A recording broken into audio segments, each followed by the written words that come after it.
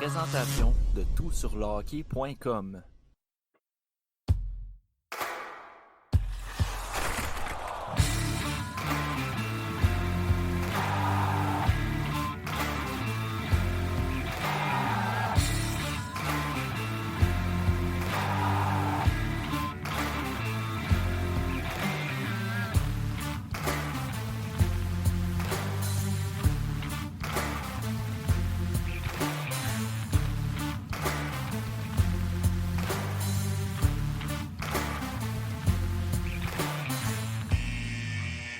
Épisode 37 du TSLH Podcast.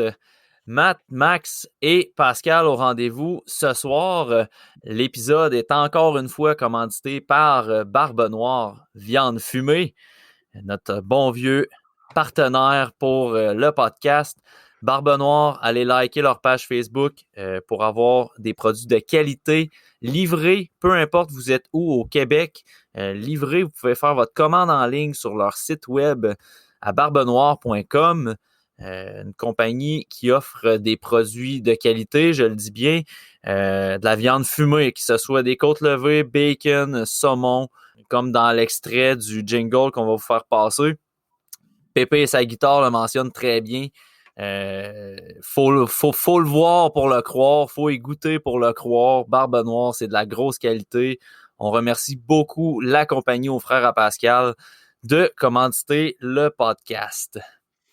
Barbe Noire, Barbe Noire, oh, Barbe Noire. Pour le bacon, le saumon fumé, les côtes levées et tout ce qui va à côté, rien ne se compare à Barbe Noire.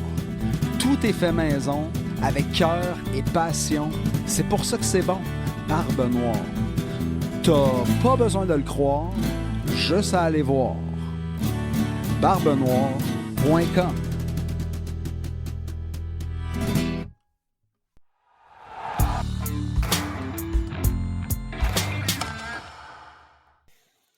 Les boys, aujourd'hui, on parle de l'off-season parce qu'au dernier épisode, on s'est gâté quand même pas mal. On n'a que parlé du Canadien, on n'a que parlé de l'offre hostile. On a parlé aussi un petit peu de l'off-season de Marc Bergevin. Entre-temps, Kéké, il est parti. Fait que ça, c'est fait. On peut revenir là-dessus si vous voulez, mais je préférerais qu'on se concentre un peu plus sur l'off-season en général, sur ce qui s'est passé pendant l'été. Il y a eu plusieurs signatures, il y a eu plusieurs transactions aussi. À votre avis, outre l'offre hostile qui s'est faite à l'endroit de Kéké, quel gros move cet été on peut retenir des directeurs généraux dans la Ligue nationale? Pour moi, la signature de Dougie Hamilton va vraiment changer le visage de la LNH au cours des prochaines années, dans le sens où les Devils avaient déjà une très belle base sur laquelle bâtir. Puis là, tu viens greffer un Dougie Hamilton, qui est un des meilleurs défenseurs de la LNH, à ton groupe. Fait que c'est une vraiment belle signature, puis ça fait que dès cette année, dès là, les Devils vont être vraiment à surveiller, j'ai l'impression. Puis j'ai vraiment hâte de les voir, parce que comme j'ai dit, il y a tellement de jeunes intéressants dans cette équipe-là que c'est le genre d'équipe qu'on aime suivre. Puis en plus, là, ils risquent d'être très, très compétitifs. Fait que moi, c'est vraiment le move que je retiens, là. Puis, tu sais, ils ont acheté Tatar aussi, Ryan Graves, ouais. Christian Jarros, Jonathan Bernier. T'sais, ils ont perdu, Bastien, Merkley, Maltsev, Senez, Butcher, Murray, Dell. Mais tu sais, ils ont rien perdu de aussi important que ce qu'ils ont gagné. Fait que c'est vraiment une off-season A+. Là. Moi aussi, c'était un de mes A+, là, dans l'off-season dans la Ligue nationale de hockey. Hamilton va vraiment aider cette équipe-là. Là. J'ai vraiment hâte de voir c'est quoi le produit qu'on va avoir sur la glace. T'sais, oui, Terry Hall, ça n'avait pas fonctionné avec eux autres, mais je pense que Hamilton va complètement changer le produit sur la glace. Les jeunes, ils vont s'améliorer. Jack Hughes, il est déjà amélioré. Donc, bien hâte de voir, je suis d'accord avec toi. Parce qu'au New Jersey, on a fait des acquisitions pour justement pas trop rusher les jeunes.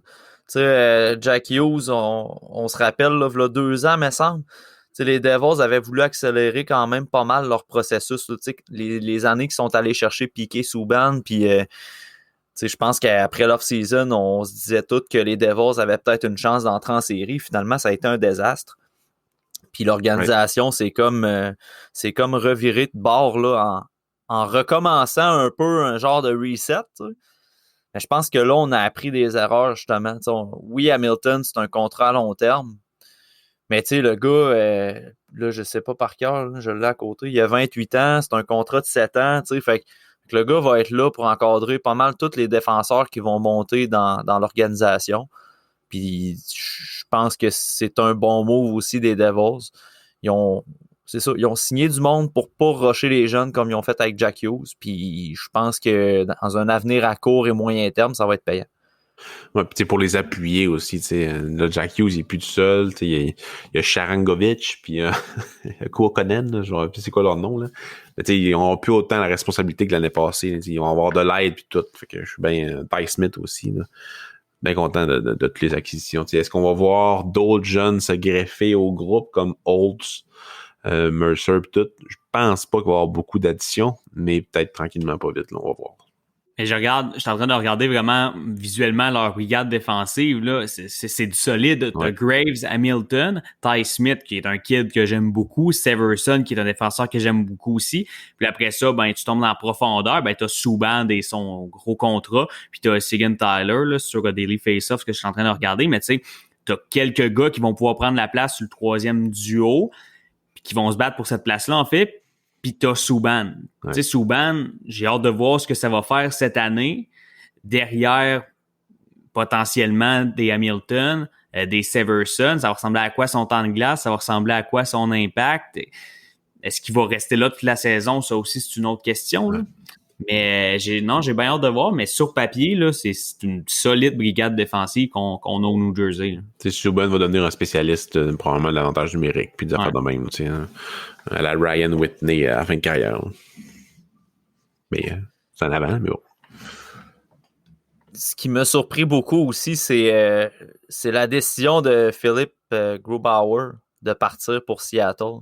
T'sais, on parlait au début, quel move on a trouvé qui était peut-être pas le plus gros, mais c'est pas un gros move, mais c'est une décision qui est quand même pas pire audacieuse là, pour le joueur. Honnêtement, là, tu viens d'être nominé au trophée Vizina, puis tu décides d'aller dans une équipe qui est composée de joueurs, je dirais pas ordinaires, mais disons que Seattle en général, c'est sûr que c'est dur à évaluer, ils n'ont pas de preuves de fait sur la patinoire, mais sur papier, c'est ordinaire. Là. Quand ton premier centre, c'est Yanni Gourde, il est très bon, Yanni Gourde, il était très bon dans un rôle de troisième, deuxième. Là, est-ce qu'il va être aussi dominant, surtout que c'était à Tampa Bay qu'il avait ses points? Là. Je comprends pas trop le move là, du gardien de but, honnêtement, là, parce que tu avais une chance de concourir pour la Coupe Stanley là, avec l'Avalanche. Puis là, tu décides d'aller relever le défi d'être le gardien de but dans une nouvelle franchise, ce qui est pas mauvais. C'est ça qu'il a dit en entrevue, dans le fond. C'est que lui, il s'est inspiré de Marc-André Fleury, puis il veut devenir le Marc-André Fleury du Kraken. Mais là, moi, je pense que Vegas était peut-être un peu plus solide en début de saison. Ouais. Il s'est laissé inspirer par son portefeuille. Là. Je veux dire, pour moi, c'est assez clair depuis le début que ce contrat-là, il l'aurait pas eu au Colorado. T'sais, si tu lui donnes ce contrat-là au Colorado, je suis pas mal certain qu'il reste au Colorado. Là. Ouais. J'étais un peu surpris de voir le move, mais j'étais surpris de voir aussi, autant de sa part, mais j'étais surpris de voir ça du Kraken aussi. Je comprends pas ce que le Kraken vise avec ça non plus. Non, moi non plus. Tu sais, c'est un peu chasser deux lièvres à la fois. Là, dire, clairement, ils veulent reconstruire. Pourquoi ils n'ont pas construit tout de suite? Ça, je me le pose comme question, mais bon, on ne le saura jamais. Là. Mais est-ce qu'ils veulent finir dans le bas du classement? Ils veulent finir dans le milieu, dans le haut? Avec Grubauer, tu penses, on dirait qu'ils veulent finir haut, mais avec l'alignement qu'ils sont allés chercher, ils ont tellement pas... En tout cas, moi, je trouve personnellement qu'ils auraient dû faire comme l'Arizona. Là. Ils ont tellement pas utilisé les assets qu'il y avait, la place sur leur masque comme il faut. Ils ont mis le prix trop haut, puis il y a personne qui a voulu trader avec. Ils ont juste allé avec l'Arizona. Ils auraient dû utiliser ça, l'espace pour acquérir plein de choix, de jeunes, de joueurs sous-estimés. En tout cas, bref, je trouve ça vraiment ça me fait un peu chier de voir leur off-season. C'est pas mal la pire off-season cette année. Là. Je suis parfaitement à l'aise de dire que le Kraken a été très décevant cet été. Mais tu sais, c'est parce que je regarde Vegas avant que la saison commence. À l'époque, c'était pas si reluisant non plus. Il y avait quand même un petit peu plus de joueurs de qualité, là, mais c'était pas l'équipe qu'ils ont eu. Ils l'ont bâti aussi pendant la saison. Fait que est-ce que Ron Francis va faire des transactions pendant la saison? T'sais, moi, présentement, je trouve qu'il y a même pas. Il y a même pas rien dans son équipe qui pourrait l'aider à ajouter des meilleurs joueurs présentement. Fait que même leur on draft, verra, là. Ouais, même leur draft a été très ordinaire. Fait que c'est. Puis tu sais, ça m'a quand même surpris de Ron Francis, moi, parce que ces années en Caroline, la position de gardien de but a toujours été un peu négligée par le DG. Tu sais, il a bâti beaucoup par sa défensive en Caroline. Il a repêché en fonction de ça. Après ça, quand ça s'était fait, il s'est tourné vers l'offensive. Mais gardien de but, là, ça a rarement été des bons goalers en Caroline. Puis là, tu tires sur le meilleur, entre guillemets, là, le meilleur gardien de but sur le marché des joueurs autonomes. Puis tu t'en vas y donner un salaire. Puis là, je m'en vais voir là, parce que j'ai Cap Friendly d'ouvert à côté de moi. Puis je connais pas son salaire par cœur. Je pense que c'est 5,9 millions.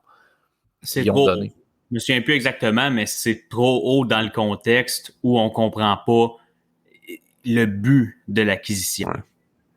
C'est Exact. comme j'ai dit, lui, j'avais de la misère à comprendre, mais je comprenais parce que, regarde, il va faire son cash, puis c'est correct. Mais du côté du Kraken, je serais bien curieux de savoir à quoi, parce qu'il y a un but derrière ça, on s'est pas dit, il y a un but clair, mais c'est quoi? J'ai de la misère à comprendre. Il va gagner 200 000 et 15 de moins que Kéké. Bref. Je voulais pas revenir là-dessus.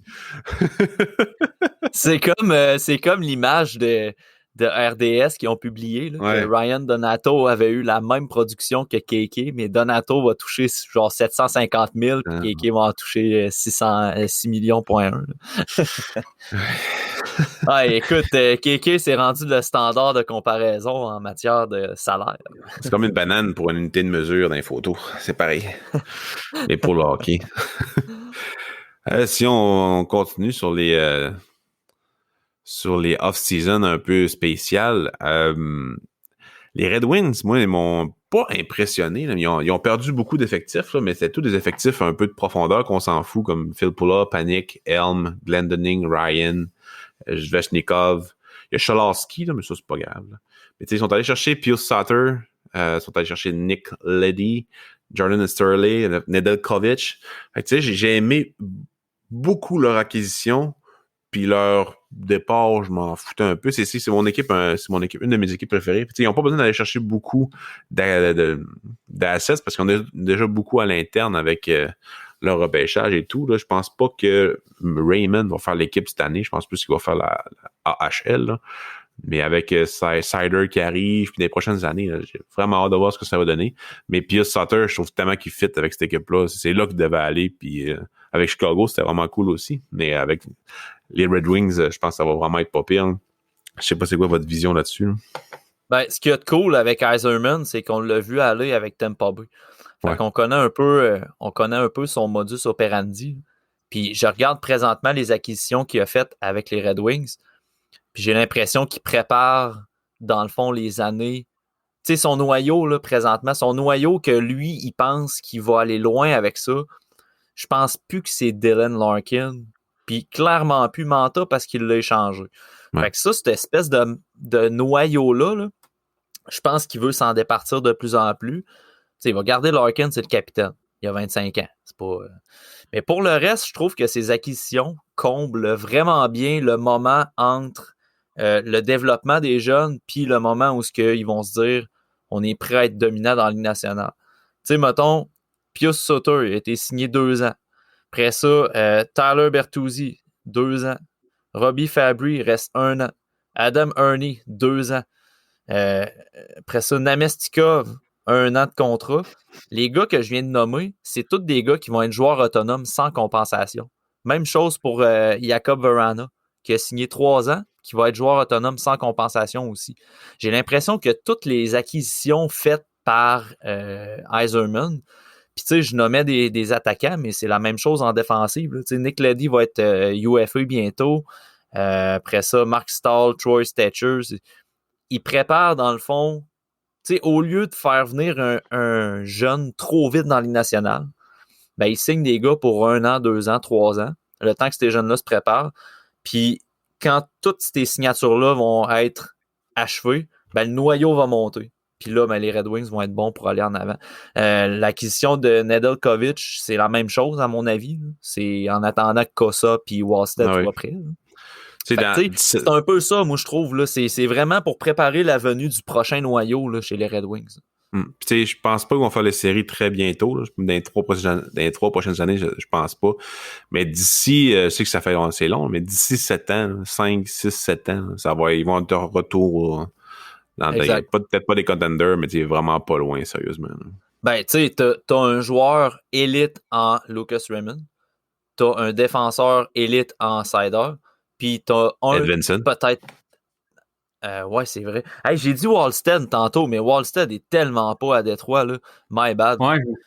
J'avais tellement dans la tête que Détroit allait repêcher Wallstedt au repêchage que dans ma tête, ils l'ont. Mais c'est pas vrai, on cancelle. C'est pas Wallstedt, c'est Kossa. Kossa. C'est ça. Mais ça, t'as dit les deux.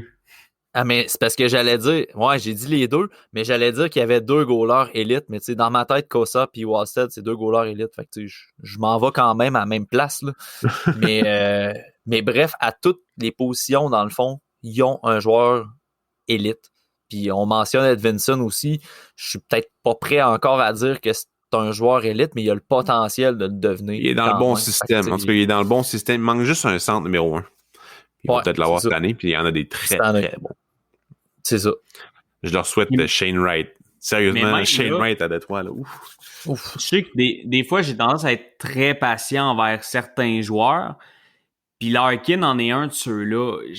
Ça sera jamais le centre dominant tant que ça, mais je pense qu'on va pouvoir éventuellement quand même parler de lui comme un centre numéro 1. Si les Wings décident d'y aller, si les Wings décident de prendre ce chemin-là, je pense que c'est pas à écarter que Larkin soit un centre numéro 1 non plus.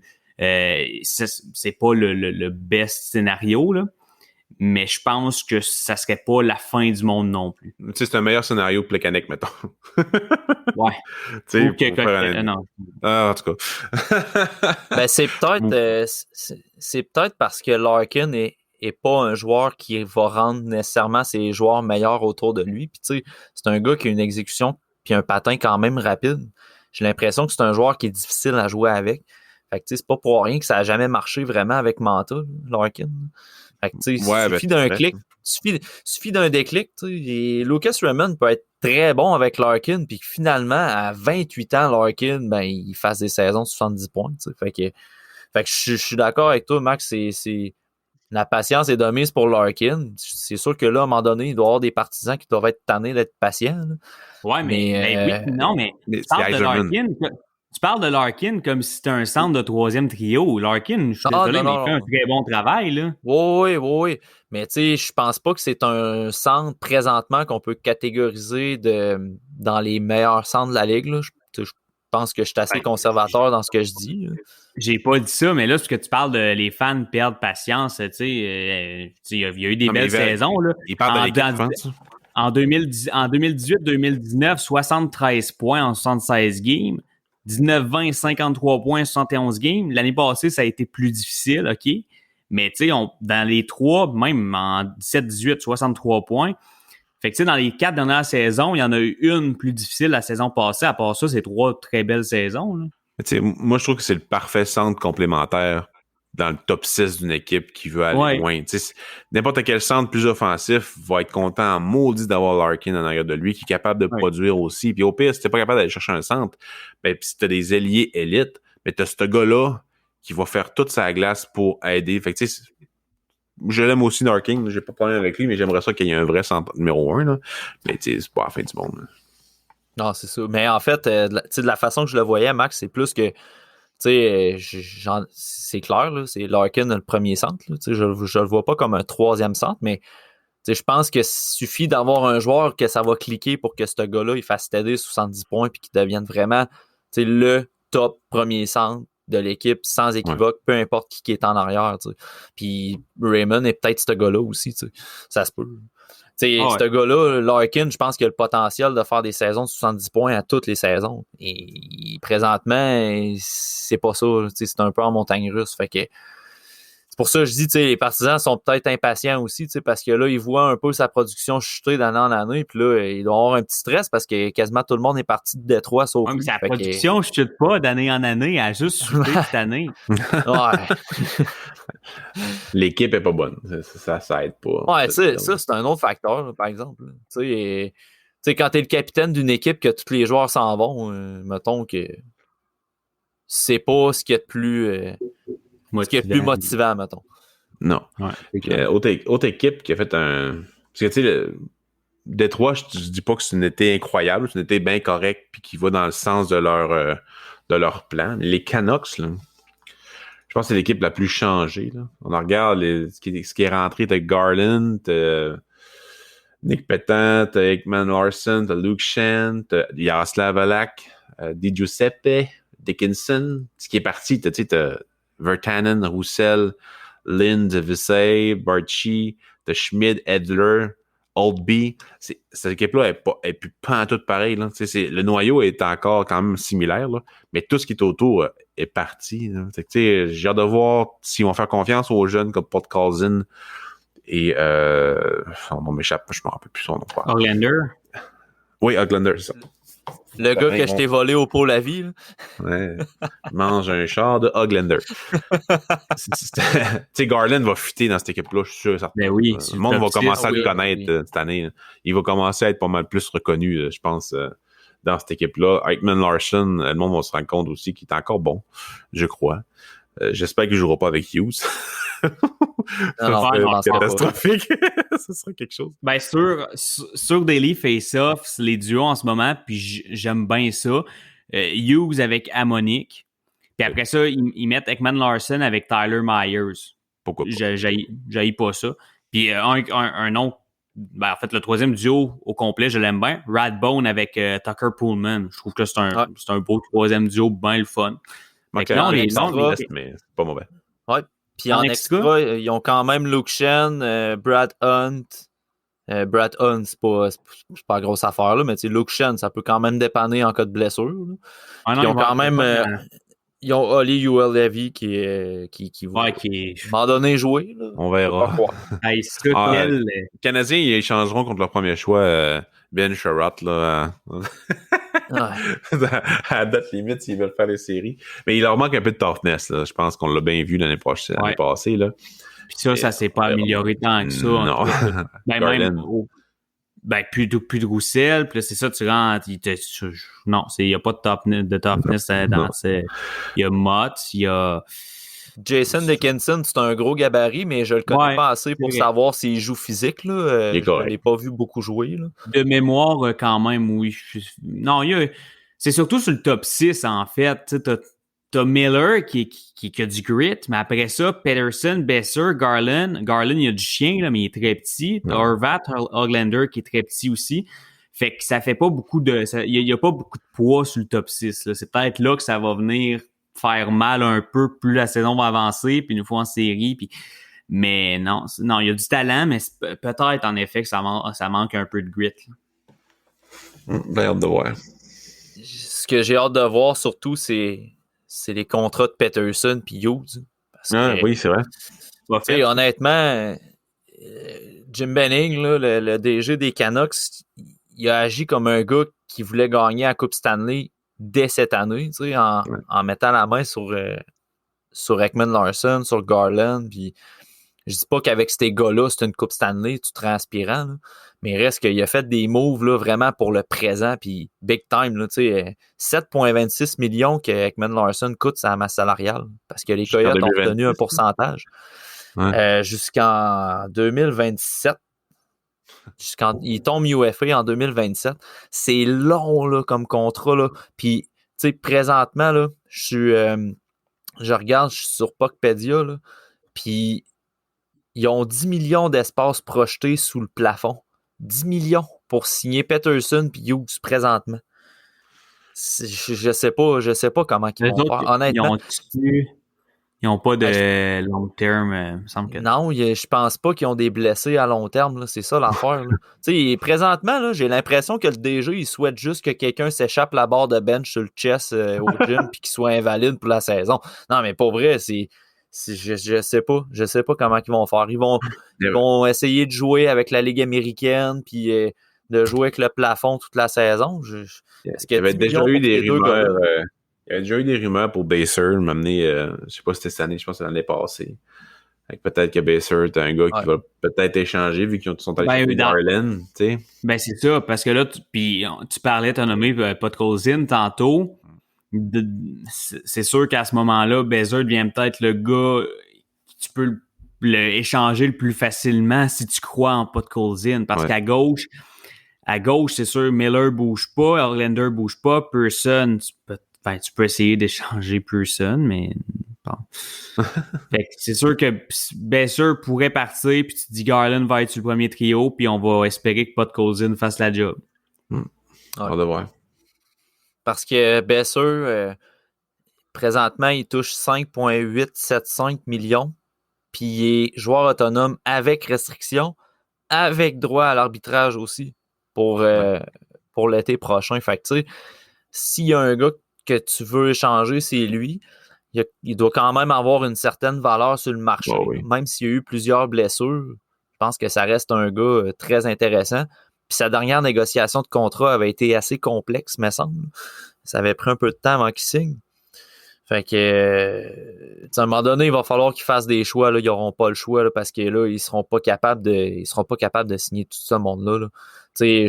C'est presque impossible que tu ailles Peterson. En fait, c'est impossible d'avoir Peterson puis Hughes à 10 millions. Mais non, Peterson peut s'approcher de ça à lui tout seul. Ben oui, c'est ça, exact. Fait que, à la limite, si tu signes un contrat d'une saison, comme il avait fait avec Laine, mettons, Laine, les négos avaient été tough. Je pense qu'il avait signé pour 1 an.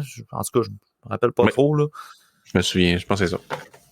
Ben, même si tu signes Peterson pour 1 an, il va te demander 8 ou peut-être 7 dans le meilleur des mondes. Hey, tu signes pas Hughes 3 millions. Là. Tu le signes à 6,1 à peu près, là, Quinn Hughes.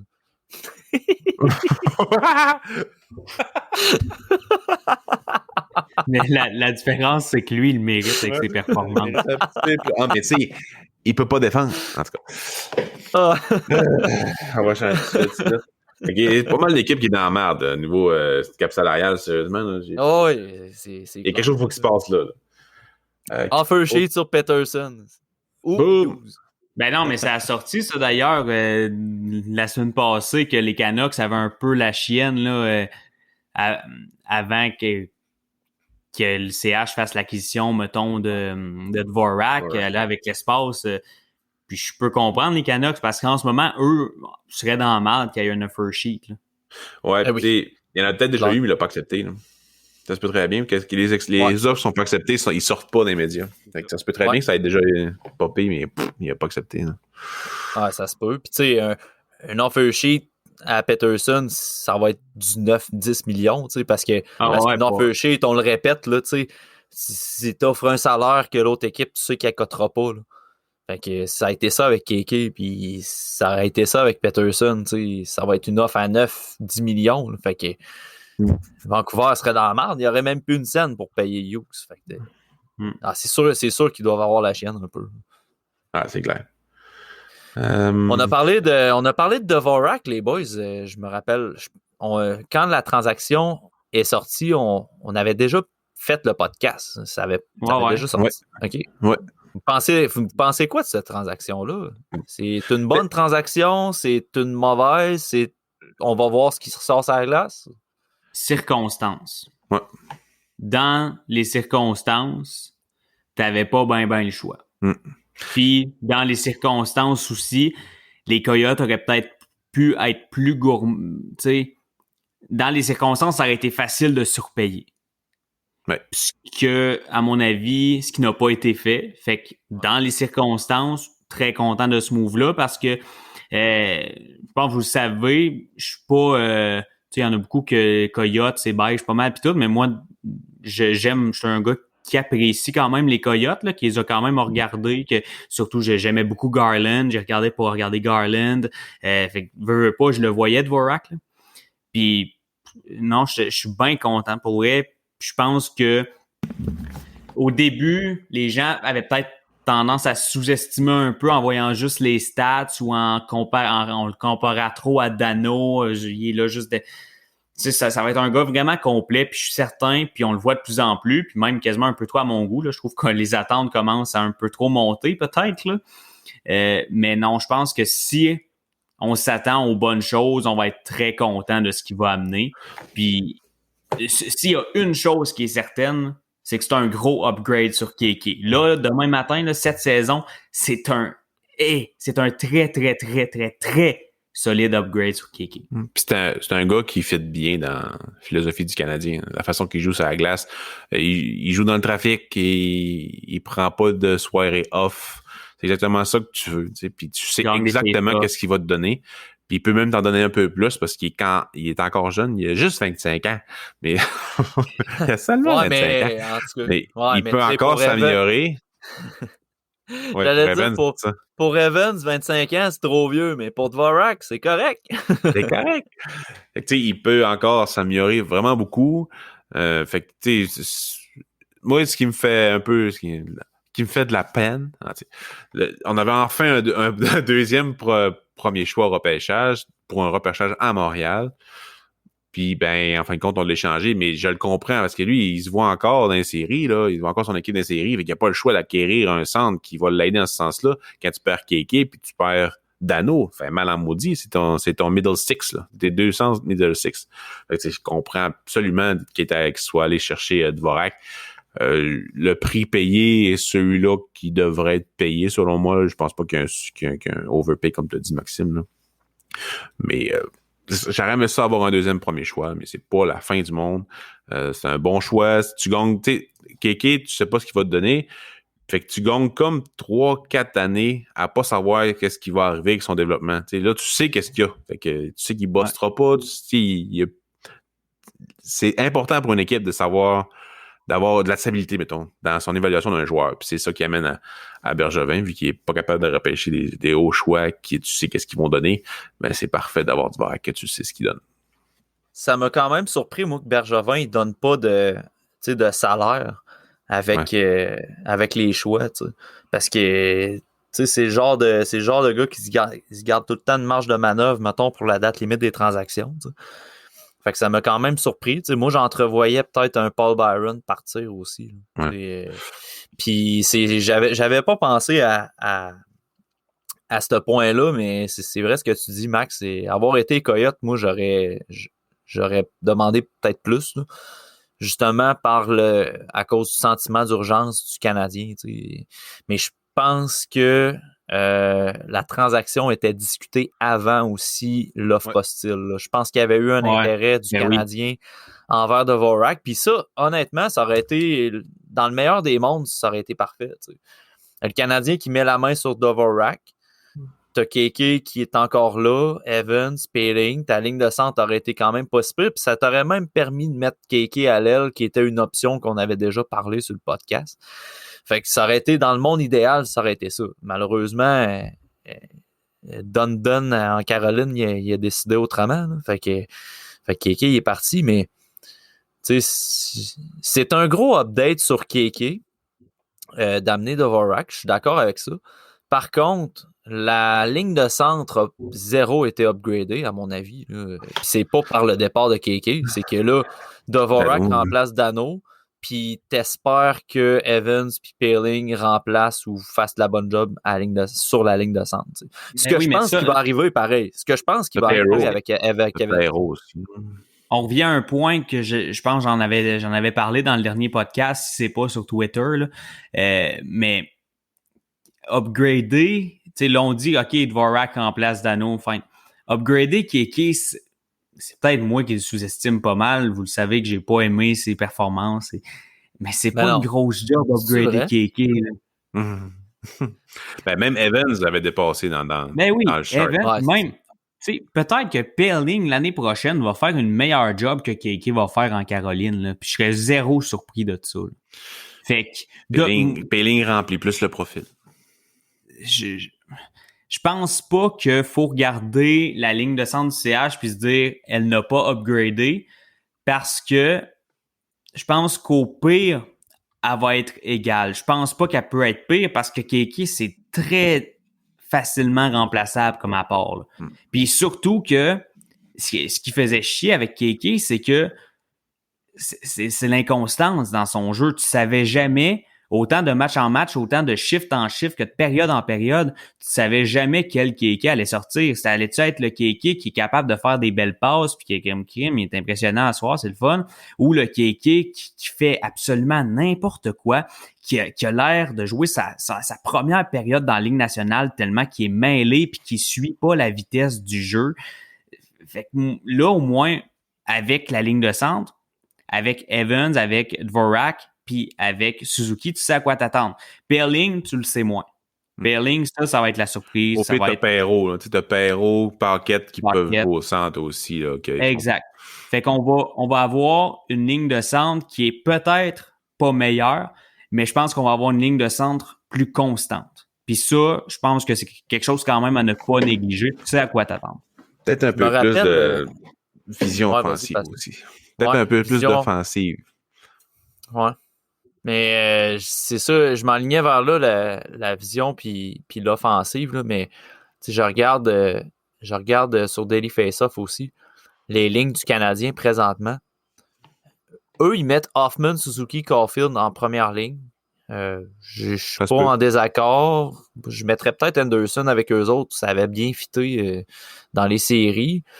Mais reste que je regarde Jake Evans, les alliés qu'il va avoir, puis c'est pas dégueulasse. Là. C'est vraiment pas dégueulasse. Tu sais, sur le deuxième trio, Daily Face-Off met Drouin et Gallagher avec Dvorak. Puis sur le troisième trio, t'as Toffoli puis Anderson avec Evans. Puis je sais pas si vous vous souvenez, l'année passée, en fait, la saison passée, dans un podcast, on parlait du départ de Dano éventuellement, que peut-être il allait partir, puis on parlait de la possibilité de voir Evans le remplacer, mettons, ou de quoi de même, tu sais, avec son style de jeu, puis tout ça. Puis j'avais parlé qu'en NCAA, Evans était assez offensif, puis on dirait qu'on a tendance à l'oublier. Mais honnêtement, Evans, avec les ailiers qu'il peut avoir cette année là, autour de lui, là, je serais pas surpris qu'il fasse une quarantaine de points pareil. Puis ce serait quand même 10 de plus que ce que Kéké a donné. Tu sais. C'est un gars hyper dynamique, tu sais, qui est capable de rendre les autres meilleurs aussi. Fait que tu sais, moi j'adore Evans. J'ai aimé sa progression depuis sa sélection. Je l'adore vraiment aussi. Ouais. Puis tu sais, même quand on l'a mis à droite, quand le Canadien l'a mis à droite, il continue à être vraiment bon. Son seul match qui a été mauvais, un petit peu plus, c'est le premier match qui est revenu après sa commotion cérébrale. Ça a été pas mal plus difficile. Mais le match d'après, c'est le même Evans. Fait que tu sais, là, il faut qu'il apprenne à se protéger. Là. Et quand ça va être réglé, tu vas le mettre là, il va être là pour longtemps pour les Canadiens de Montréal, selon moi, puis tout le monde va l'adorer. En plus, tu le mets avec Toffoli Anderson ou bien Hoffman Anderson ou Hoffman Toffoli, tu sais, sérieusement, c'est un coup de dé pour les 9 premiers alliés, là, tu peux t'amuser. Il y a beaucoup de possibilités. Seule affaire qui est vraiment sûre, c'est que la 4e ligue va changer quasiment à tous les soirs. Lekonen, Armia, après ça, Perrault, Paquette, Pelling, tu sais, ça va changer à tous les soirs probablement. Fait que, tu sais, la profondeur va être encore intacte. Tu sais, c'est sûr, t'as pas Perry, t'as pas Stahl, manque un peu de grit, d'expérience, mais c'est pas grave. Là, faut que tu joues sur 82 matchs. C'est pas 56. Fait que là, ça va aider d'avoir un peu plus de jeunesse là, que ce qu'il y avait cette année. Ça, puis tu regardes, les blessures, c'est quelque chose qui existe sur une saison. Là. Puis sur 82 matchs, tu as plus de chances d'avoir des blessés. Mathématiquement, ça fait bien du sens. Ouais. À l'aile, au centre, ça va peut-être être plus... Tu sais, c'est là que au centre, ça va peut-être devenir plus complexe, mais en même temps, ça aurait été ça l'année passée aussi. Oui. Fait que, tu sais, là, oui, cette année, au centre, s'il y a des blessures, peut-être qu'on va trouver ça difficile. Mais aux ailes, par contre, s'il y a des blessures, amenez des blessures. Et je veux dire, tu sais, quand t'as Armia puis Lekonen sur ton 4e trio aux ailes, là, c'est parce que t'es pas dans le marbre. Puis t'as Byron comme 13e parce qu'il est blessé. En plus. T'sais. Ah non, c'est ça, aux ailes, là. Puis tu sais, au centre, tu sais, oui, tu sais, toutes les équipes dans la ligue vont en avoir des blessures. Ce qui ferait vraiment mal, c'est une blessure sur le top 6. C'est une blessure à Suzuki ou Dvorak. Ça fait très, très, très mal. Ouais. Mais une blessure à Evans, à Perreault, à Paquette, à Perling, c'est 4 gars pas mal interchangeables. Fait que c'est vraiment une blessure à Suzuki ou à Dvorak qui ferait très mal. Autrement, en attaque, pas mal tout le monde est assez remplaçable. Fait que là-dessus, Benjamin a fait un solide travail d'aller chercher une bonne profondeur. Mais non, mais pour vrai, je regarde les ailes en ce moment, là, c'est le fun à voir. Il n'y a pas une faiblesse à l'aile gauche. Le Canadien, il s'informe là, pour. On va aller chercher Galchenyuk. Ouais. Maudit, hein? Ça dépend quelle source que tu vas voir. Ouais. Mais tu parles de Suzuki, Dvorak, mais s'il y a une blessure à Price, comme d'habitude, OK, mais à Petrie, là. Ah, je parlais de l'attaque. Ouais, ça, mais la défensive, c'est le gros problème. Tout le monde le dit, la défensive, c'est le gros problème. Ça bouge pas la rondelle beaucoup. On espère beaucoup que Romanov fasse sa place puis que ça l'aide bien pour lui. Là. Je pense que oui, j'ai confiance en le jeune. Là. Norlinder, oubliez ça. Faut pas. En fait, il pourrait faire un bon camp, mais faut pas. Faut le renvoyer en SHL. Là. Viens pas tout de suite. Limite AHL, là, puis une quarantaine de matchs, mais on verra. Là. Il faut pas qu'il fasse le Canadien de Montréal. Il faut apprendre de Kéké, Mété, Galchenyuk, tous ces joueurs-là qui ont monté trop vite. Là. Mais je suis d'accord avec toi, les ailes, c'est une vraie cage au sport. Norlinder, moi, je l'amènerais en AHL parce que, tu sais, pour vrai, on en a parlé souvent dans le podcast, puis, tu sais, on anticipe peut-être qu'il frappe un mur rendu dans AHL. J'aime mieux qu'il le frappe là.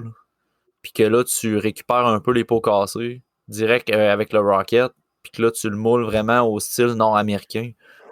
Tandis que si dans un an et demi ou 2 ans, tu l'amènes dans AHL, puis là, tu te rends compte qu'il frappe un mur, là, il faut que tu attendes encore un an pour espérer que peut-être il vienne dans l'équipe. T'sais, moi, je l'amènerais tout de suite en AHL. Je le ferais certainement pas commencer dans la Ligue nationale.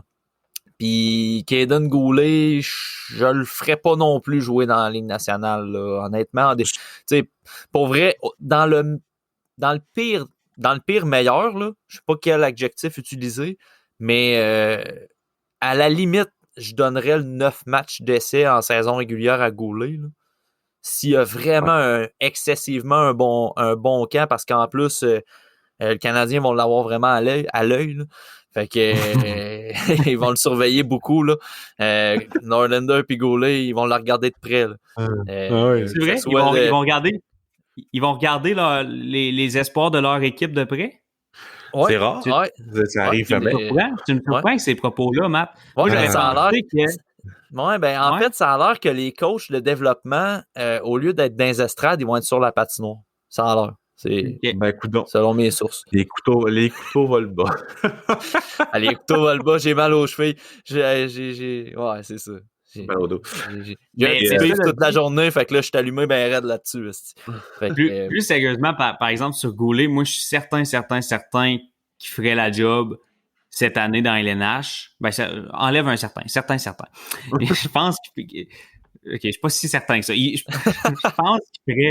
pense qu'il ferait une belle job dans LNH, mais je pense aussi que ce serait mieux de le renvoyer dans les juniors. Mais j'aimerais ça le voir les 9 matchs, par exemple. Puis je sais pas qui a dit ça. Je sais que j'ai lu ça quelque part, puis j'étais bien d'accord avec ça. Je suis désolé de pas savoir qui a dit ça. Mais il y a quelqu'un qui a dit, le problème, c'est que si on le garde 9 matchs, on va le garder plus longtemps après ça parce qu'il va faire la job. Puis j'ai pas haï ça. Je sais vraiment pas qui a dit ça, là. Mais c'est vrai pareil parce que, comme j'ai dit, je suis pas mal certain qu'il va faire la job. Fait que rendu là, le Canadien va se dire, bon, il fait la job. On l'a gardé 9 matchs, mais rendu là, on va le garder, il fait la job. Mais honnêtement, moi, je préfère, tu sais, puis je suis tellement d'accord avec ce que tu dis. Il risque de faire la job, ça serait frustrant de le retourner dans OHL, mais il faut le faire. À un moment donné, là, faut... WHL, excuse. Faut le faire pareil. Parce que on a beau s'attacher sur ses performances en dedans de 9 matchs, là, mais ce gars-là, là, il était blessé l'année passée. Il a joué avec le Rocket je pense qu'il a joué un 2-3 matchs. Il a pratiqué avec le Rocket, fait que ça lui a donné un peu d'expérience professionnelle. Puis après ça, il est revenu 2 matchs à Prince Albert, puis il s'est blessé. Puis là, il est prêt. Là. En tout cas, de ce que j'ai pu voir, sa blessure est guérie. Mais il n'a pas joué de l'année pareil l'année passée. Tu sais. Puis là, tu as le championnat mondial junior, que le gars, il a la chance de probablement être capitaine Canada. Oh, oui. Solide. Est-ce qu'on peut sacrément donner cette expérience-là à un jeune enfin, là, puis pas faire comme on a fait dans le passé, puis priver un jeune de cette expérience-là? Ça a beau être une expérience contre des joueurs juniors, c'est une expérience qu'il faut que tu vives. Puis c'est pas en regardant avec le Canadien que tu iras en service. À mon avis, là, non, c'est être égoïste. C'est comme... Mettons que Bergevin, il re-signe, là, comme les rumeurs ont dit. Là. C'est comme être égoïste sur ton toi-même dans 3 ans. Je te garde là pour combler mon besoin là, mais je m'en fous de Bergevin plus tard. Comme il s'en foutait quand il a gardé Kotkaniemi, il s'est dit je m'en fous, j'ai besoin d'un centre parce que Plekanec, il vieillit. Je le garde pour l'avoir dans mon top 9. Puis on s'en fout de son développement, on verra plus tard. Là, il va plus tard, il est pas si bon que ça. Bon, je veux pas que ça arrive non plus avec Goulet, même si c'est un stud, je suis sûr qu'il va être un bon joueur, là, ça me dérange vraiment pas. Mais il faut absolument qu'il voie des minutes, puis t'as absolument raison, je veux qu'il aille au championnat du monde junior. Fait que, le camp, cette année, va être intéressant. Il va y avoir des bons joueurs, tu sais, ça va faire du bien de voir les jeunes puis tout, parce qu'on ne les a pas vus quasiment l'année passée. Mais il faut pas genre, c'est ça, comme tu dis, laissez-les retourner de où qu'ils arrivent. Puis Norlinder, AHL, je suis quand même d'accord, là, tu sais, il pourrait y jouer là, ça serait juste gagner un peu de temps sur son développement, probablement. Mais tu sais, la SHL, c'est pas un mauvais move non plus de le renvoyer là. Je pense qu'il va être confortable là-bas. Mais on verra. Il me semble qu'il y avait parce que c'est Mathias Brunet, je pense qu'il avait dit ça, qu'il y avait une clause dans son contrat pour qu'il retourne. Il retournera s'il veut y retourner, mais je m'en fous, là. Mais AHL ou SHL, c'est une bonne option pour lui. C'est juste que peut-être dans AHL, comme tu as dit, on aurait une réponse plus rapidement sur son cheminement. Là, c'est ça. Quand on parlait tantôt... Ah, vas-y, excuse-moi, vas-y. Ouais, ben... Tu voulais-tu qu'on parle de Dano, Pascal? Dano qui a signé avec les Kings? Ouais, je voulais qu'on continue sur les... Je sais pas si vous avez fini le Montréal, je pense qu'on en a assez parlé, là. Ouais, ben je m'en allais sur une autre formation, fait que si tu veux qu'on saute avec les Kings puis Dano... Ouais, je voulais parler des Kings. Parce que les Kings, il n'y a pas eu beaucoup de mouvements de personnel. Là. De ce que j'ai là, c'est un tweet de Cat Friendly que je suis allé chercher. Ils ont Arvidsson, que je suis vraiment content qu'il aille là, sérieusement. Ouais. Arvidsson, Dano, Edler, 3 joueurs solides pour eux autres. Luff, Rimza, puis McDermott, puis Grosnick qui sont partis. On s'en fout ces 4 joueurs-là. Fait que les 3 acquisitions, très contents pour le jeune noyau qu'ils ont. C'est avec tous les jeunes qui vont encore plus prendre l'expérience, qui vont envoyer dans l'alignement. Solide, je trouve, là, personnellement, solide off-season pour Los Angeles. Je trouve personnellement que c'est eux autres qui ont eu la meilleure off-season. Oui, les Devils, j'ai bien aimé, là, mais selon moi, c'est les Kings pour des acquisitions vraiment précises qui vont les aider. OK, Dano, son salaire, il est pas tant haut, là. Mais on s'en fout. Ils vont avoir tout le long du contrat de Dano, ils vont avoir juste des jeunes payés pour leur contrat d'entrée. Quasiment. Fait qu'au pire, quand il va rester 2 années à Dano, ben, ils l'échangeront. Fait que c'est pas la fin du monde. Puis avec Byfield, Kupari, Madden, Villardy, avec... je suis vraiment content de ce qu'ils ont acquis, là. Puis les jeunes, leur banque de jeunes, là, c'est bien hâte de voir ça. Turcotte, le préféré à Maxime. Lui, là, j'ai tellement hâte qu'il ait pas de succès pour pouvoir avoir raison. Là. Pour braguer, on verra. On verra cette année. J'y souhaite tout le succès du monde parce que je souhaite le succès à tous les jeunes joueurs de hockey de réussir dans le sport qu'ils aiment tant. Sauf Kiki. Non, je te jure. Je sais, non, je te crois, je te connais que t'es pas quelqu'un de aigre en dedans. Vas-y, Matt. En fait, il est aigre doux. Oh. Tu me donnes faim, là. Ouais, en tout cas. C'est ma sauce Ben, préférée, ouais. c'est un peu tannant. Ça donne le goût d'aller chercher un petit 10 croquettes au McDo. Les croquettes Ah. épicées, les avez-vous Vas-y fait? pour... Non, moi, je suis un gars classique. Vas-y pour un 20, pas un 10. Ça, c'est toi, Pascal. Là. Ça a l'air qu'ils sont pas C'est si pas- épicés que ça, les croquettes. Non, c'est ça. Dans le fond, ce qui arrive, je vais servir nos auditeurs. Là. Oh C'est shit, tu attends, manges- time out. C'est le premier scouting report de l'Archie cette année et c'est sur des croquettes. En 2 ans. C'est son premier en 2 ans. C'est des croquettes qui, au premier regard, tu vois pas un grand développement. Tu vois que la courbe de développement est assez moyenne. Par contre, quand tu t'attardes à tout ça, puis que tu vas chercher le deuxième regard derrière tout ça, t'as comme un petit goût piquant qui arrive par la suite, un petit second goût. C'est là qu'on voit l'importance dans le scouting de pas toujours se fier à la première impression. Des fois, les petits détails vont faire toute la différence entre est-ce que le gars va être repêché en première ronde ou en 5e ronde. Tu sais? C'est un peu ça qui se passe avec les mecs croquettes épicées. Aïe, aïe, aïe. Mais cela dit, pour moi, ça serait plus un choix de 3e ronde. Tu sais, le genre de... Tu sais, ça sera pas des vedettes, mais je pense que c'est des gars qui vont faire la LNH. Ce segment était commandité par TSLH Espoir, votre groupe par excellence pour vous offrir des scouting reports de qualité. Par Et contre, là là.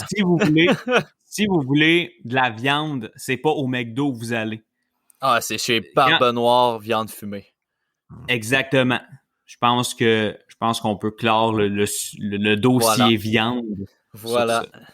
Je regarde Pascal complètement découragé. Il se dit dans sa tête, ils vont-tu fermer le gueule qu'on parle de hockey un peu, là? Ah, j'ai plus les fins, sacrément. Ouais, ben moi aussi, là, je me suis donné faim. Mais pour vrai, pour revenir au hockey, belle pub pour McDo et Barbe Noire, by the way.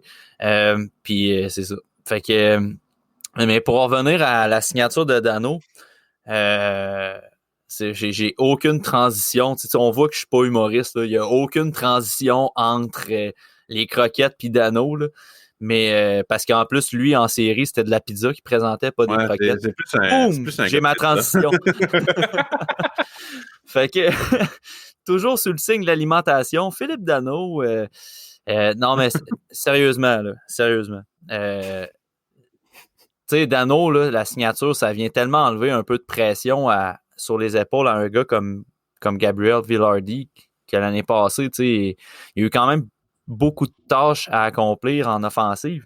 Puis, c'est un gars qui a été beaucoup blessé dans le temps. Fait que, tu sais, là, avec Dano, ça va y apprendre justement, tu sais, à prendre peut-être un petit peu moins de responsabilité puis se concentrer sur ses lacunes, sur son jeu. Puis, en même temps, ben, Dano devient un très bon mentor pour lui.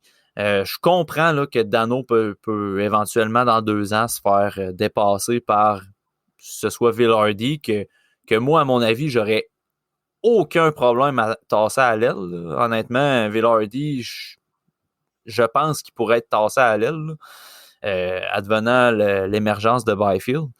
Mais même lui, Byfield pourrait dépasser Dano. Fait que, tu sais, je comprends le move, là. Il voulait signer à une place qui était 2e centre. Peut-être qu'il ne sera pas 2e centre pendant X nombre d'années. Ouais, c'est ça. Mais, tu sais, honnêtement, si on regarde vraiment pour les Kings en soi, c'est une bonne signature parce que ça vient beaucoup enlever de chaleur aux joueurs de centre de l'organisation pour qu'ils prennent leur temps pour se développer. Ben ça, puis si on va au sens contraire de ce que tu dis, ben ça va enlever aussi la pression à un gars comme Kopitar qui, lui, peut encore être très performant. On le voit avec ses stats des dernières années, là, Kopitar qui vieillit comme du bon vin. Mais Dano, je pense que son arrivée va y enlever quand même beaucoup de pression puis qui va permettre justement à Kopitar de continuer de mettre peut-être un peu plus d'énergie pour ramasser des points parce que c'est le moteur offensif de cette équipe-là. Absolument. Fait que là, en ayant Dano derrière lui, parce qu'on le sait, Kopitar, ça peut être un gars très, très, très complet aussi, là. Mais là, en ayant Dano derrière lui, qui va pouvoir prendre du temps en masse sur le piqué, puis pour affronter les meilleurs centres adverses, ben là, Kopitar va pouvoir continuer de peut-être mettre un peu plus d'énergie sur son jeu offensif. Puis ça, je pense que c'est quelque chose à pas négliger, là, mettons, pour les 2 prochaines années, en attendant justement les jeunes attaquants Young Guns qui s'en viennent. Fait que non, c'est une bonne acquisition à court terme. Puis c'est souvent ça, les agents libres, en fait. Les agents libres, c'est rare que tu vois une signature aux agents libres et tu te dis « Ah, ça va être un maudit bon contrat dans 5 ans. » Non, c'est pas comme ça que ça marche, les agents libres. Les agents libres, c'est un bon contrat pour les 3 prochaines années si tu es chanceux. Peut-être 4. Mais après ça, agent libre, ce qui arrive, c'est que tu paies peut-être un peu moins d'argent pour plus longtemps, mais c'est pour à court terme que tu payes. Tu pousses un peu, comment on dit ça, pelleter par en avant. Là. Tu pelletes l'argent par en avant un peu. Je connais pas l'expression, mais ça fait du sens. Ça se peut. Ah, je comprends ton point. Puis Dano, il n'y a rien qui dit qu'il va rester un King jusqu'à la fin de son contrat aussi. C'est pas... Il va devenir un bon asset à échanger dans pas long, probablement. Ah, c'est ça. Si les Kings... Parce que les Kings, ils ont connu une off-season qui est un peu... Tu sais, moi, ça m'indique qu'ils veulent vraiment donner vraiment un dernier coup à Drew Doughty, pour une Cup Run. Il parlait de reset récemment. Moi, je crois pas je crois pas vraiment qu'il est en reset. Ben, en fait, ils ont ramassé beaucoup d'espoir, là, puis tout. Mais tu sais, là, ils sont à la fin de ça. Là. Si reset il y avait, ben, ils sont à la fin parce que là, c'est terminé. Là, ils n'ont plus besoin. C'est ça, ils s'en vont pour les séries, puis tout. Mais si jamais ça fonctionne pas, ben, Dano, c'est pas un boulet. Là. Tu vas être capable de l'échanger à la date limite des transactions avec son salaire. Là. Moi, je suis d'accord avec toi. Maintenant, là, Doughty et Kopitar vont juste servir à aider ce noyau-là à grandir. Puis dans 3 ans, là, mettons, vers la fin vraiment de leur carrière utile, ben, ils vont être des bons vétérans pour cette équipe-là qui va peut-être être contender si ça va bien. Parce que j'ai vraiment aimé leur off-season. Là. C'est vraiment précis comme acquisition. Puis bon travail. Un des off-season qui a retenu mon attention, puis je sais pas, Pascal, sur ta liste, si tu les avais, je pense que oui. Puis tu me diras aussi si t'en... Comment? C'est en Pennsylvanie? Ouais. C'était-tu ton dernier point que tu avais sur ta liste ou... Non, j'en ai 2 autres, là, mais... Ouais. Ben, les Flyers. Les Flyers exact. de Philadelphie, là, honnêtement, ils sont offusqués de la saison passée. Puis avec raison, ils ont été pourris. Je veux dire, avec le club qu'il y avait sur papier, c'était anormal qu'ils ne fassent pas les séries. Puis ils n'ont pas bien joué non plus. Carter Hart a gaulé là, vraiment la pire saison, je l'espère, de sa carrière. Là, parce que ça n'a vraiment pas bien été. Mais les Flyers ont mis les bouchées doubles, puis même triples, pour... Ça va, Max? Ou... parce qu'on a entendu parler. Hein? Parce que j'ai ouvert la page des Flyers sur Daily Face-Off, puis il y a comme une pub qui est partie, puis là, il y a une fille qui parlait, mais... Ah, OK. C'est juste ça, je suis vraiment désolé. Il était sur Daily Face-Off. Ouais, c'est ça. Il était surtout pas sur un site louche. Mais les Flyers, ils ont mis des bouchées triples pour rire, là, cet été. Là. Ils ont acheté Ryan Ellis, ils ont racheté Rasmus Ristolainen, Keith Yandel, Cam Atkinson. Puis dans tout ça, le gros nom qu'ils ont perdu, c'est Voracek. À part ça... Philippe Myers, Nolan Patrick aussi. Ils ont perdu Nolan Patrick. Ouais, mais Nolan Robert Patrick, ça s'enligne pour un bust. Là. Ça s'enligne. Je veux dire, on n'a jamais vraiment eu un échantillon précis pour ce joueur-là à cause des blessures.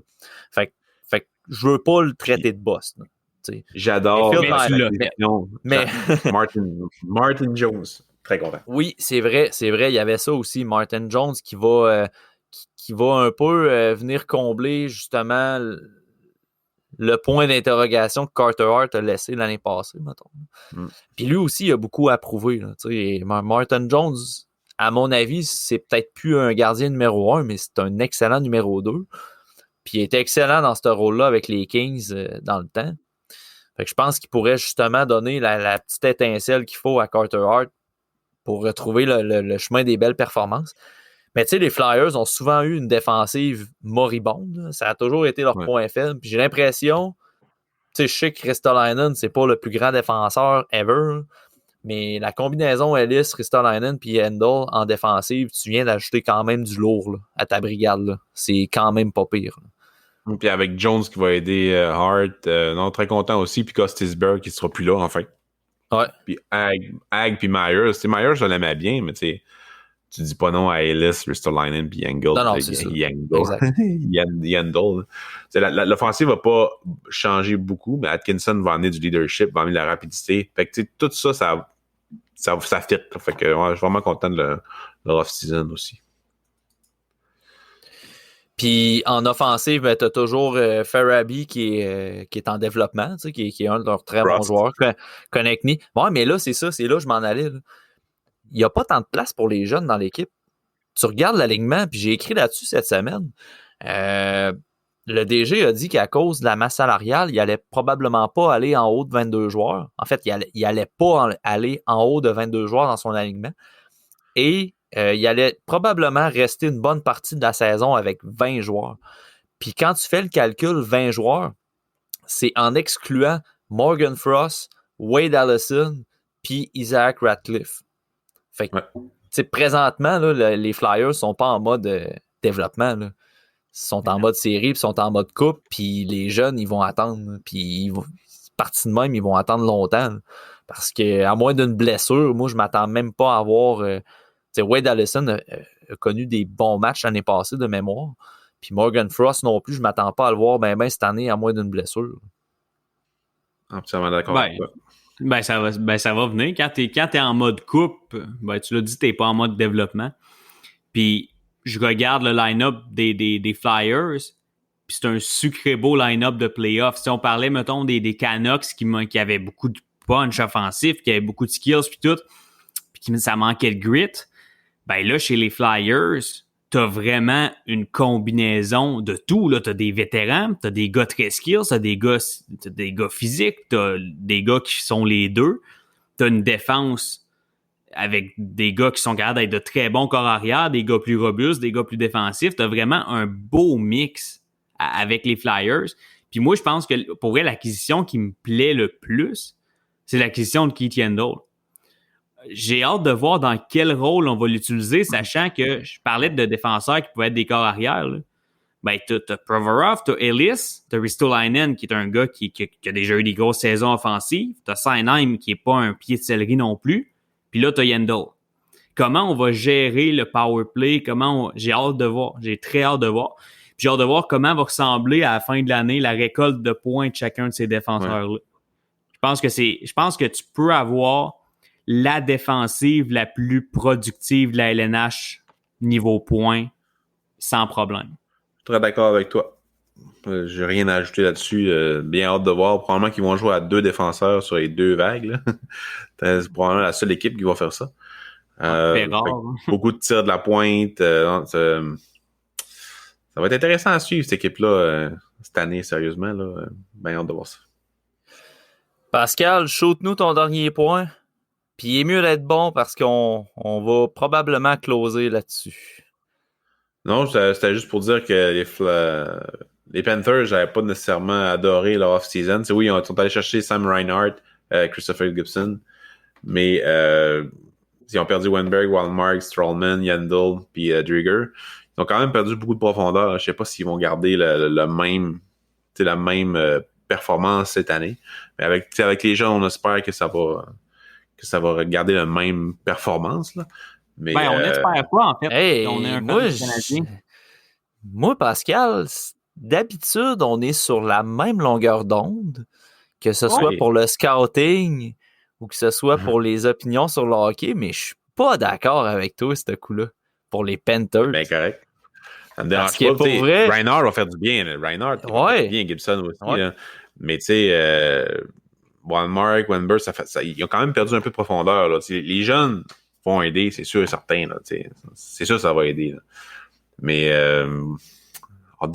j'espère que Knight va être bon à la place de Bobrovsky. Denisenko, Tipette, comme tu l'appelles. Owen Tipette. J'ai hâte de voir aussi. Huberdeau pis tout, tout va dépendre de ça. Là. Fait que, ouais. Ben, Je suis mitigé. T'as oublié Joe Thornton. Ouais, non. Je l'ai pas oublié, je l'ai écarté volontairement. Non, mais c'est un bon vétéran pour pas faire les séries. Pour vrai, moi, je trouve que les Panthers, ils ont comme remplacé des joueurs de profondeur par des joueurs de profondeur. Tu sais, oui, ils en ont perdu, mais en même temps, je trouve qu'ils sont pas mal au même niveau que l'année passée. Puis tu rajoutes Sam Reinhart. Fait que finalement, moi, je pense qu'ils ont upgradé, là.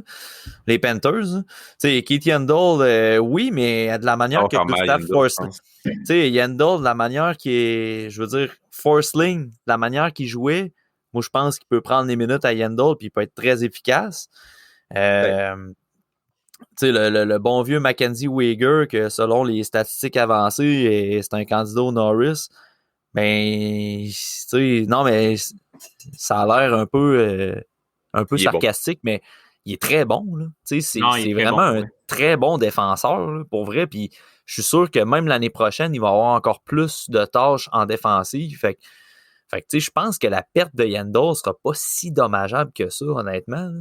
Puis, tu sais, comme tu le dis là, le bon vieux Tipette, Owen Tipette, puis, tu sais, des gars de même, ça va, tu sais, ça a pris un peu de maturité.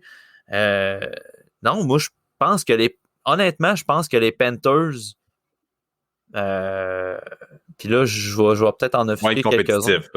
Ils vont être compétitifs. Je pense qu'ils vont être en série, moi. Ben, j'espère. Avec la saison qu'ils ont eu l'année passée, j'espère. Non, mais là, il y a un point d'interrogation. Là. Les divisions sont différentes. Fait que si je dis que les Panthers sont en série, là, oui, les Panthers sont en Floride, là, mais les Panthers sont en série, c'est ça, c'est assez safe comme prédiction. Mais si je dis que les Panthers sont en série, puis que je considère que les Bruins, le Lightning, puis Toronto vont être en série aussi, il reste pas grand place pour un gilet bleu-blanc-rouge. Là, tu me fais de la peine, Matt. Parce que moi, en tant que nouveau fan des Canadiens, là, tu me fais de la peine. C'est la réalité. Écoute, on verra ça dans le prochain épisode. On fera nos prédictions de toutes les divisions. Là. Exact, parce que je vois dans le même sens que toi. T'avais-tu quelque chose à rajouter, Max, pour les Panthers ou c'était pas mal tout? Ben, je pense que cette année, ils vont vraiment se trouver en Floride. All right, fait que wrap it up. Non. Wrap it. Beau mot de la fin. Non, mais comme Pascal, il disait, les prochains épisodes, je sais pas si on va en faire un entre-temps au niveau du scouting ou whatever, parce que enfin, Pascal, j'ai commencé à regarder des matchs. Bon. J'ai commencé à écouter la Linka, tranquillement, pas vite. Max, on attend encore. on attend qu'il commence 2021, en fait. Ouais, mais en fait, Max, il va commencer en mars 2022, puis il va écouter 1000 games en un mois, puis ça va être fait. Okay. C'est ça. Non, c'est pas vrai. Non, mais pour elle, cette semaine, j'ai passé proche de m'y mettre aujourd'hui. J'ai vraiment passé proche, je vous jure. Fait que, d'après moi, dans les prochains jours, je commence. Ouais, mais c'est vraiment de se starter qui est plus... puis là, une fois que tu écoutes un match, là, t'es comme « Hey, cet espoir-là, je l'aime. Go, je m'en vais écouter un autre. » Puis là, ça part. Ça part, là. Là, tu te startes un podcast hebdomadaire juste sur un scouting comme moi. Ouais, exact. Parce que c'est ça, pour les prochains épisodes, si on parle pas de scouting, ben on va faire un épisode, nous trois ensemble, avec nos prédictions pour la saison, nos prédictions pour les recrues, mettons, qui on voit dans le top des recrues, qui on voit dans le top des marqueurs, les équipes. En tout cas, on va y aller avec un... Ouais, vas-y. Tu dis, il va falloir que je me prépare, ça? Ouais, celle-là, il faudrait se préparer un peu. Ouais. Mais je sais que le seul bout que tu t'es préparé ce soir, c'était celui des croquettes. Puis ça a bien sorti. Ben c'est ça a bien sorti. fait que d'après moi, si tu te prépares pour les prédictions, ça va être un podcast de feu. Non, mais plus sérieusement, pour les prochains épisodes, on va y aller avec ça, des prédictions pour la saison. Puis, je vous invite à consulter les Scoutcasts, qui sont des épisodes individuels de Pascal sur ses rapports d'observation. Tous les rapports d'observation qu'il fournit sur le site, tous les espoirs qu'il scout dans les dernières semaines, parce que Pascal doit avoir à peu près 400 visionnements déjà de fait cette année. Pas plus que ça. Je suis rentré à plus que la moitié de l'année passée. Bon, fait que Pascal est là pour vous offrir ses observations. Puis à date, on a 2 épisodes sur le podcast de publier. Scoutcast numéro 1, numéro 2. Souvent, Pascal parle des espoirs du CH. Fait que c'est bien intéressant. Puis, en tout cas, j'espère que j'ai scouté un peu, il va m'inviter sur son épisode. Mais en tout cas, on verra, là, tu sais.